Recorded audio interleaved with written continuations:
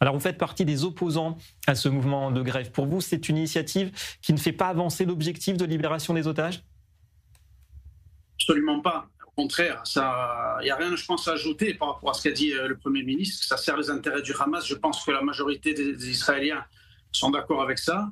En plus du coup, comme l'a souligné aussi le ministre du Budget, Bezalel Smotrich, ça coûte à l'État d'Israël. Mais en réalité, ce qu'il y a de plus dangereux, David, dans ces manifestations, c'est qu'en réalité, elles servent après un narratif dans le monde entier. C'est-à-dire que c'est beaucoup plus facile d'accuser Israël ensuite en disant, mais voyez, la société israélienne est divisée, il y a une partie d'Israéliens qui sont contre Benyamin Netanyahou, c'est un dictateur, son peuple est contre lui. Et je veux dire, ces gens-là, finalement, servent le narratif de tous ceux qui condamnent Israël, tant sur le plan politique, tous les dirigeants mondiaux qui sont contre nous, et bien entendu, le narratif des antisémites. Donc, c'est des manifestations qui, bien entendu, sont très néfastes pour l'État d'Israël. Heureusement, bien entendu, il faut le souligner, c'est qu'une petite poignée d'individus radicalisés qui sont à gauche, à l'extrême gauche. Mais il ne faut pas prendre ça à la légère, parce que je voudrais souligner aussi autre chose. Il faut se rappeler quand même qu'il y a quelques semaines en arrière, ou il y a quelques jours, il y a une femme qui a encore été arrêtée par nos services, parce que semblerait-il qu'elle avait l'idée de faire un projet d'assassinat contre Benyamin Netanyahou. On sait qu'il y a des fois des menaces très graves, même par le passé, contre le Premier ministre. Donc ce sont des gens qui sont quand même radicalisés, je trouve, extrêmement dangereux pour la société israélienne.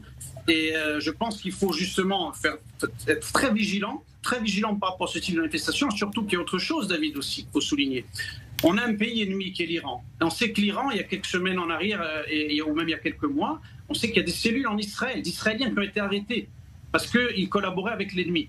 Donc ça, c'est très dangereux, parce que vous savez, dans un pays, David, même démocratique, on n'a pas besoin d'avoir une majorité active. Il suffit d'une petite minorité active qui peut mettre en danger tout l'équilibre d'un État et d'un pays. Ouais, donc ça, c'est extrêmement dangereux. Et je pense qu'après, ce qu'il faut surtout se dire, c'est que justement, pour avoir une chance de ramener tous les otages, justement, c'est en ayant cette pression militaire, en allant jusqu'au bout.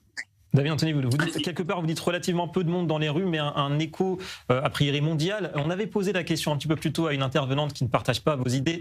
On vous la pose aussi. À votre avis, comment réagit le Hamas là, en voyant les scènes auxquelles on assiste aujourd'hui? Vous diriez qu'elles font son jeu quelque part? Le Hamas, David, vous savez, je vais vous dire une chose.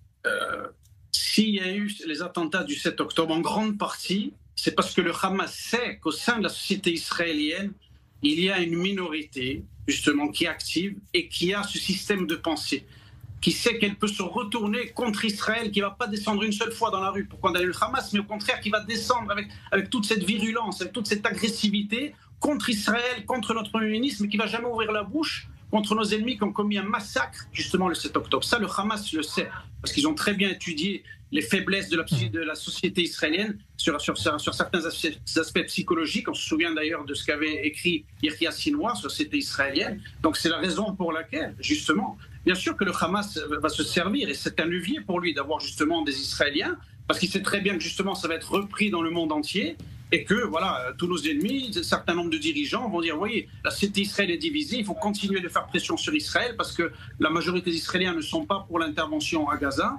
Donc bien entendu que le Hamas va se servir, y compris les otages, bien entendu c'est le levier principal du Hamas, mais des gens qui sont à l'intérieur de notre peuple et qui finalement jouent contre nous est un levier extrêmement important pour le Hamas.